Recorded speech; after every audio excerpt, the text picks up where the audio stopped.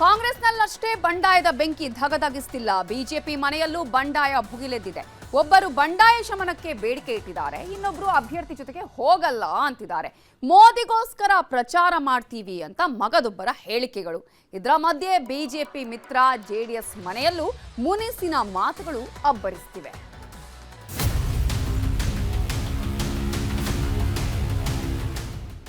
ಕ್ಕೆ 28 ಕ್ಷೇತ್ರ ಗೆಲ್ಲೋ ಮಹಾಕನಸು ಬಿಜೆಪಿ ಇದ್ದು, ಕನಸು ಈಡೇರಿಸಿಕೊಳ್ಬೇಕಾದ್ರೆ ಮೊದಲು ಬಂಡಾಯವನ್ನ ಶಮನ ಮಾಡಬೇಕು. ಅದಕ್ಕೋಸ್ಕರವಾಗಿಯೇ ಈ ಇಳಿ ವಯಸ್ಸಿನಲ್ಲಿ ಯಡಿಯೂರಪ್ಪ ಮತ್ತೆ ವಿಜೇಂದ್ರ ಅಖಾಡಕ್ಕಿಳಿದಿದ್ದಾರೆ. ಆದ್ರೆ ಬಂಡಾಯವಿದ್ದವರ ಬೇಡಿಕೆಗಳನ್ನ ಕೇಳಿರ್ತಕ್ಕಂಥ ಯಡಿಯೂರಪ್ಪ ಮತ್ತೆ ವಿಜೇಂದ್ರ ಶಾಕ್ ಆಗಿರುವಂತದ್ದು. ಕರ್ನಾಟಕದ ಕಮಲ ಪಕ್ಷದ ಒಳಗಿನ ಕೋಲಾಹಲಕ್ಕೆ ಮದ್ದರಿಯೋಕೆ ಯಡಿಯೂರಪ್ಪನವರು ಪಡ್ತಿರುವಂತಹ ಪಾಡು ಅಷ್ಟಿಷ್ಟಲ್ಲ. ಬಂಡಾಯಗಾರರ ಮನವೊಲಿಸೋಕೆ ವಿಜೇಂದ್ರ, ಅಶೋಕ್ ಸೇರಿ ಅನೇಕ ನಾಯಕರು ಹಗಲು ರಾತ್ರಿ ಶತ ಪ್ರಯತ್ನ ಮಾಡ್ತಿದ್ದಾರೆ. ಆದ್ರೂ ಎಲ್ಲವೂ ಸರಿ ಹೋಗ್ತಿಲ್ಲ. ಯಾಕಂದ್ರೆ ಬಂಡಾಯಗಾರರ ಬೇಡಿಕೆಗಳು ನಾಯಕರನ್ನೇ ಆ ಮಟ್ಟಿಗೆ ಇಕ್ಕಟ್ಟಿಗೆ ತಳ್ಳಿದೆ. ದಾವಣಗೆರೆ ಬಂಡಾಯ ಶಮನ ಆಗ್ಬೇಕಂದ್ರೆ ಬಿಜೆಪಿಯಿಂದ ಜಾಧವ್ರನ್ನ ಉಚ್ಚಾಟಿಸಬೇಕಂತೆ. ದಾವಣಗೆರೆಯಲ್ಲಿ ಗಾಯತ್ರಿ ಸಿದ್ದೇಶ್ವರ್ಗೆ ಟಿಕೆಟ್ ಘೋಷಣೆ ಆಯಿತು. ಆಗಿಂದಲೂ ರೇಣುಕಾಚಾರ್ಯ, ರವೀಂದ್ರನಾಥ್ ಸೇರಿ ಅನೇಕ ನಾಯಕರು ಸ್ವಪಕ್ಷದ ಮೇಲೆಯೇ ರೊಚ್ಚಿಗೆದ್ದಿದ್ದಾರೆ. ಬಂಡಾಯ ಶಮನಕ್ಕೆ ಸಭೆಯನ್ನ ಮಾಡಿದ್ರು, ಅಲ್ಲಿ ಗಲಾಟೆ. ಈಗ ರೇಣುಕಾಚಾರ್ಯ, ರವೀಂದ್ರನಾಥ್, ಕರುಣಾಕರ ರೆಡ್ಡಿ ಬಡ ಹೊಸ ಬೇಡಿಕೆಯೊಂದನ್ನಿಟ್ಟಿದೆ. ಬಿಜೆಪಿ ಮಾಜಿ ಜಿಲ್ಲಾಧ್ಯಕ್ಷ ಯಶವಂತರಾವ್ ಜಾಧವ್ ಅವರನ್ನ ಬಿಜೆಪಿಯಿಂದ ಆಚೆ ಕಳಿಸಿ ಅವರನ್ನ ಉಚ್ಚಾಟಿಸಿದ್ರಷ್ಟೇ ಗಾಯತ್ರಿ ಪರ ಕೆಲಸ ಮಾಡ್ತೀವಿ ಅಂತ ಬಿಜೆಪಿ ರಾಜ್ಯಾಧ್ಯಕ್ಷ ಬಿವೈ ವಿಜೇಂದ್ರಗೆ ಪತ್ರ ಬರೆದಿದ್ದಾರೆ. ಈಗಲೂ ನಾವೆಲ್ಲ ಒಂದೇ, ನಾವೇ ಬೇರೆ ಇಲ್ಲ. ಪ್ರತಿ ವಾರ ಸೇರ್ತೀವಿ, ಚರ್ಚೆ ಮಾಡ್ತೀವಿ, ಸಾಧಕ ಬಾಧಕಗಳು ನಾವು ಚರ್ಚೆ ಮಾಡ್ತೀವಿ. ಅಲ್ಲ ಸರ್, ಒಟ್ಟಾರೆ ಅಭ್ಯರ್ಥಿ ಬದಲಾಗಬೇಕಂತ ಪಟ್ಟು ಹಿಡಿದಿದ್ರು ಸರ್. ನಾಲ್ಕು ಗೋಡೆ ಮಧ್ಯೆ ಏನು ಹೇಳಬೇಕು ಎಲ್ಲವೂ ಚರ್ಚೆ ಆಗಿದೆ. ಇನ್ನು ಬಿಜೆಪಿಯ ರೆಬೆಲ್ ನಾಯಕ ರವೀಂದ್ರನಾಥ್ರನ್ನ ಇವತ್ತು ಜಿಎಂ ಸಿದ್ದೇಶ್ವರ್ ಭೇಟಿ ಮಾಡಿದ್ರು. ರವೀಂದ್ರನಾಥ್ ಕಾಲಿಗೂ ನಮಸ್ಕಾರ ಮಾಡಿ ನನ್ನ ಪತ್ನಿಗೆ ಬೆಂಬಲ ಕೊಡಿ ಅಂತ ಕೇಳಿಕೊಂಡ್ರು. ಈಗ ರವೀಂದ್ರನಾಥ್ ಬಂಡಾಯ ಶಮನವಾಗಿದೆ. ರವೀಂದ್ರನಾಥ್ ಅವರ ನೇತೃತ್ವದಲ್ಲಿ ಚುನಾವಣೆ ಮಾಡಬೇಕು ಅಂತ ಹೇಳಿದರು. ನಾನು ಬೆಳಿಗ್ಗೆ ಮನೆ ಬರ್ತಾನ ಅಂತ ಹೇಳಿದ್ದೆ. ಅವರು ಬೆಂಗಳೂರಿಗೆ ಹೋಗ್ತಿದ್ದಾರೆ, ನಾನು ಕೋರ್ಟ್ ಇದೆ ಅಂತ ಹೇಳಿದರು. ಇಲ್ಲ, ಹೋಗೋಕ್ಕಾಗಿಲ್ಲ, ಬೆಳಗ್ಗೆ ಇಲ್ಲೇ ಇದ್ದಾರೆ ಅಂತ ಹೇಳಿದರು. ನಾನು ಹರಿಹರಕ್ಕೆ ಹೋದರೂ ಸೀದಾ ಅವ್ರನ್ನ ಭೇಟಿ ಮಾಡಿದೆ.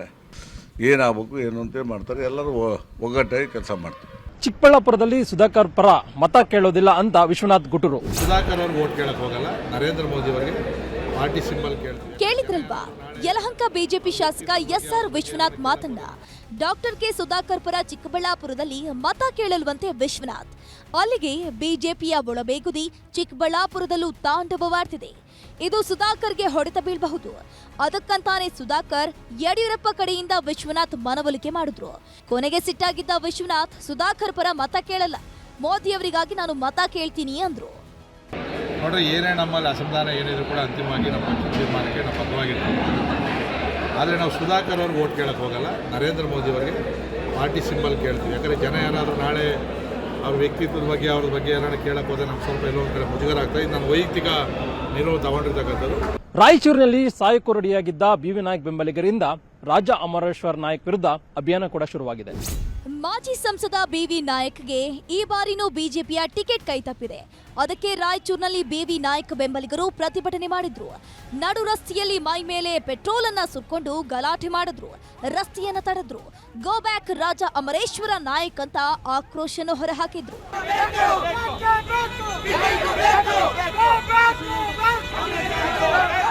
ಇಷ್ಟಕ್ಕೆ ಮುಗಿಯಲಿಲ್ಲ ಬಿವಿ ನಾಯಕ್ ಮತ್ತು ಬೆಂಬಲಿಗರ ಬಂಡಾಯ. ಸಂಜೆ ರಾಯಚೂರಿನ ಖಾಸಗಿ ಹೋಟೆಲ್ನಲ್ಲಿ ನೂರಾರು ಬೆಂಬಲಿಗರನ್ನ ಕರೆಸಿ ಬಿವಿ ನಾಯಕ್ ಸಭೆಯನ್ನ ಮಾಡಿದ್ರು. ಬಿಜೆಪಿ ಟಿಕೆಟ್ ಅಮರೇಶ್ವರ್ರಿಂದ ವಾಪಸ್ ಪಡಿಬೇಕು, ಬಿವಿ ನಾಯಕ್ ಹೆಸರು ಘೋಷಣೆ ಮಾಡಬೇಕು, ಇಲ್ಲದಿದ್ರೆ ಬಂಡಾಯ ಅಭ್ಯರ್ಥಿಯಾಗಿ ನಿಲ್ಲೋಣ ಅನ್ನೋ ನಿರ್ಧಾರಕ್ಕೂ ಬಂದಿದ್ದಾರೆ. ನಾನು ನನ್ನ ನಿರ್ಧಾರ, ನನ್ನ ಒಂದು ವಿಚಾರ, ಪಕ್ಷದ ವಿಚಾರದಲ್ಲಿ ನಾನು ಈ ಪಕ್ಷದಲ್ಲಿ ಗುರುತಿಸ್ಕೊಂಡಿದ್ದೀನಿ. ಈ ಪಕ್ಷದ ಮನೆಯಲ್ಲಿ ನಾನು ಇದ್ದೀನಿ, ಈ ಮನೆಯಲ್ಲಿದ್ದೇ ಹೋರಾಟ ಮಾಡ್ತಾ ಇದ್ದೀನಿ. ಈಗ ಈ ಮನೆಯಿಂದ ಹೊರಗೆ ಬಂದರೆ ನಾನು ಮಾತಾಡೋದು. ನನ್ನ ವಿಚಾರದಲ್ಲಿ ನಾನು ಯಾವುದೇ ಎಡಕ್ಕೆ ಹಿಂದೆ ಮುಂದೆ ನೋಡೋದಿಲ್ಲ. ನನ್ನ ಗುರಿ ಒಂದೇ, ನನಗೆ ಗೌರವ ಕೊಡ್ರಿ, ನನಗೆ ಮನ್ನಣೆ ಕೊಡ್ರಿ, ನನ್ನ ನಡೆದಿರಲ್ಲ ಕೈ ಬಿಡಬಾಡ್ರಿ. ಬಿಜೆಪಿಗೆ ಗುಡ್ ಬೈ ಹೇಳಿದ್ದ ತೇಜಸ್ವಿನಿ ಗೌಡ ಪರಿಷತ್ ಸ್ಥಾನಕ್ಕೂ ರಾಜೀನಾಮೆ ನೀಡಿದ್ರು. ವಿಧಾನ ಪರಿಷತ್ ಸದಸ್ಯತ್ವ ಸ್ಥಾನಕ್ಕೆ ಬಿಜೆಪಿಯ ತೇಜಸ್ವಿನಿ ರಮೇಶ್ ರಾಜೀನಾಮೆ ಕೊಟ್ಟಿದ್ದಾರೆ. ಬೆಂಗಳೂರಿನಲ್ಲಿ ಸ್ಪೀಕರ್ ಬಸವರಾಜ ಹೊರಟ್ಟಿ ಅವರನ್ನ ಭೇಟಿಯಾಗಿ ತೇಜಸ್ವಿನಿ ರಮೇಶ್ ರಾಜೀನಾಮೆ ಸಲ್ಲಿಸಿದ್ರು. ಅಲ್ಲಿಗೆ ಬಿಜೆಪಿಯ ಬಂಡಾಯಕ್ಕೆ ಮೊದಲ ವಿಕೆಟ್ ಪತನವಾಗಿದೆ. ಏನು ಕೇಳಕ್ ಬರೋ ರಾಜೀನಾಮೆ ಕೊಡ್ತೀರಿ, ಯಾಕೆ ಕೊಡ್ತೀರಿ ಅಂತ ಕೇಳಕ್ ಬರೋಂಗಿಲ್ಲ. ಕೊಡ್ತೀವಿ ಅಂದರು, ವಿಚಾರ ಮಾಡ್ರಿ ಅಂದೆ. ಇಲ್ಲ ನಾನು ಸ್ವಇಚ್ಛೆಯಿಂದ ಕೊಡ್ತೀನಿ ಅಂದರು. ನೋಡಿ ಮತ್ತೊಮ್ಮೆ ಕೇಳಿದೆ, ಯಾರು ಒತ್ತಡ ಐತಿ ಏನೈತಿ ಅಂತೇಳಿ. ಏನು ಒತ್ತಡ ಇಲ್ಲ, ಸ್ವಇಚ್ಛೆಯಿಂದ ಕೊಡ್ತೀನಿ. ಅವಾಗ ಅಂಗೀಕಾರ ಮಾಡಿ ಅವರಿಗೆ ರಿಸೀವ್ಡ್ ಕಾಪಿ ಕೊಟ್ಟೆ. ಅವ್ರು ಯಾವ ಕಾರಣಕ್ಕೆ ರಾಜೀನಾಮೆ ಕೊಟ್ಟಿದ್ದಾರೋ ಗೊತ್ತಿಲ್ಲ. ಭಾರತೀಯ ಜನತಾ ಪಾರ್ಟಿ ಅವರನ್ನು ಗುರುತಿಸಿ ಯಡಿಯೂರಪ್ಪನವರು ಮುಖ್ಯಮಂತ್ರಿ ಇದ್ದಾಗ ಅವರು ವಿಧಾನ ಪರಿಷತ್ ಸದಸ್ಯರನ್ನ ಕೂಡ ನಾವು ಮಾಡಿದ್ದೀವಿ. ಅದು ಕೂಡ ರಾಜೀನಾಮೆ ಕೊಟ್ಟಿದ್ದಾರೆ ಅಂದರೆ ಕಾನೂನು ಇರ್ತದೆ. ಅವರು ದೇವರು ಒಳ್ಳೇದು ಮಾಡಲಿ. ವಿಜಯಪುರದಲ್ಲಿ ಬಿಜೆಪಿ ಟಿಕೆಟ್ ಸಂಸದ ರಮೇಶ್ ಜಿಗಜಿಣಗಿಗೆ ನೀಡಿದ್ದಕ್ಕೆ ಬಿಜೆಪಿಯವರೇ ಸಿಟ್ಟಾಗಿದ್ದಾರೆ. ಟಿಕೆಟ್ ಆಕಾಂಕ್ಷಿಯಾಗಿದ್ದ ಬಾಬು ರಾಜೇಂದ್ರ ನಾಯಕ್ ಬೆಂಬಲಿಗರು ಬಿಜೆಪಿ ಜಿಲ್ಲಾ ಕಚೇರಿಗೆ ಮುತ್ತಿಗೆ ಹಾಕಿ ಜಿಗಜಿಣಗಿ ಹಟಾವೋ ಬಿಜೆಪಿ ಬಚಾವೋ ಅಂತ ಘೋಷಣೆ ಮೊಳಗಿಸಿದ್ರು.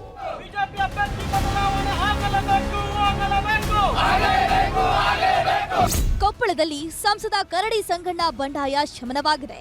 ಆದರೆ ಸಂಗಣ್ಣ ಕರಡಿ ಪ್ರಚಾರಕ್ಕೆ ಬರ್ತಿಲ್ಲ. ಇದರಿಂದ ಸಿಟ್ಟಾಗಿರುವ ಬಿಜೆಪಿಯ ನಾಯಕರು ಸಂಗಣ್ಣರ ಹೆಸರು ಹೇಳದೆ ಪ್ರಚಾರ ಆರಂಭಿಸಿದ್ದಾರೆ. ಬಿಜೆಪಿಯಲ್ಲಷ್ಟೇ ಅಲ್ಲ, ಬಿಜೆಪಿ ಮೈತ್ರಿ ಪಕ್ಷ ಜೆಡಿಎಸ್ನಲ್ಲೂ ಅಸಮಾಧಾನವಿದೆ. ಕಮಲದಳ ಮೈತ್ರಿ ಆಗಿದ್ರೂ ಕಲಬುರಗಿಯಲ್ಲಿ ಮೈತ್ರಿ ಸಕ್ಸಸ್ ಆಗಿಲ್ಲ. ಇದಕ್ಕೆ ಕಾರಣ ಜೆಡಿಎಸ್ ಶಾಸಕ ಶರಣಗೌಡ ಕಂದಕೂರ ಬೇಸರ. ಕಲಬುರಗಿ ಅಭ್ಯರ್ಥಿ ಉಮೇಶ್ ಜಾಧವ್ ನಮ್ಮನ್ನ ವಿಶ್ವಾಸಕ್ಕೆ ತಗೊಂಡಿಲ್ಲ, ನಮ್ಮನ್ನ ಸಂಪರ್ಕನೂ ಮಾಡಿಲ್ಲ ಅಂತ ಜೆಡಿಎಸ್ ವರಿಷ್ಠರಿಗೆ ದೂರು ಕಳಿಸಿದ್ದಾರೆ. ನಮ್ಮ ನಾಯಕರು ಮತ್ತು ಬಿಜೆಪಿದಾಗಿರ್ತಕ್ಕಂಥ ಎಲ್ಲ ನಾಯಕರು ಕೂತು ಬಗೆಹರಿಸ್ಕೊಂಡು ಸೌಹಾರ್ದವಾಗಿ ಎಲ್ಲ ಕ್ಷೇತ್ರಗಳಿಗೆ ಹೆಚ್ಚು ಒತ್ತು ಕೊಡ್ತಾರಂತ ವಿಶ್ವಾಸ ಇದೆ. ಒಂದು 2-3 ದಿನದಲ್ಲಿ ಏನಾಗುತ್ತೆ ಮತ್ತೆ ತಿಳಿಸ್ತೀನಿ. ಇತ್ತ ಹಾಸನದಲ್ಲೂ ಜೆಡಿಎಸ್ಗೆ ಬಿಜೆಪಿಯ ಬೆಂಬಲ ಸಿಕ್ಕಿರೋದು ಅಷ್ಟಕ್ಕಷ್ಟೇ. ಬಿಜೆಪಿ ನಾಯಕ ಪ್ರೀತಂ ಗೌಡ ಪ್ರಜ್ವಲ್ ರೇವಣ್ಣ ಪರ ಪ್ರಚಾರವನ್ನ ಮಾಡ್ತಿಲ್ಲ, ಮಾತುಕತೆಗೂ ರೆಡಿ ಇಲ್ಲ. ಇವತ್ತು ಮೊಮ್ಮಗ ಪ್ರಜ್ವಲ್ ರೇವಣ್ಣ ಪರ ಮಾಜಿ ಪ್ರಧಾನಿ ಎಚ್.ಡಿ. ದೇವೇಗೌಡರು ಪ್ರಚಾರವನ್ನ ಮಾಡ್ತಾ ಎಲ್ಲಾ ಹೋರಾಟಕ್ಕೂ ರೆಡಿಯಾಗಿದ್ದೀನಿ ಅಂತಾನೆ ಬೇಸರ ಹೊರಹಾಕಿದ್ರು. ನನ್ನ ಜನಕ್ಕೋಸ್ಕರವಾಗಿ ಈ ಶರೀರದಲ್ಲಿ ಶಕ್ತಿ ಇರೋವರಿಗೆ, ಈ ತಲೆಯಲ್ಲಿ ಎಲ್ಲಿವರೆಗೆ ಬುದ್ಧಿಯನ್ನು ಕೊಟ್ಟಿದ್ದಾನೋ ಭಗವಂತ ಆ ಬುದ್ಧಿಯನ್ನು ಬಳಕೆ ಮಾಡಿ ನನ್ನ ಜನಮನ್ನ ನಾನು ಉಳಿಸ್ತೇನೆ. ನಾನು ನನ್ನ ಜನಕ್ಕೆ ಮೋಸ ಮಾಡಿ. Bureau report news 18.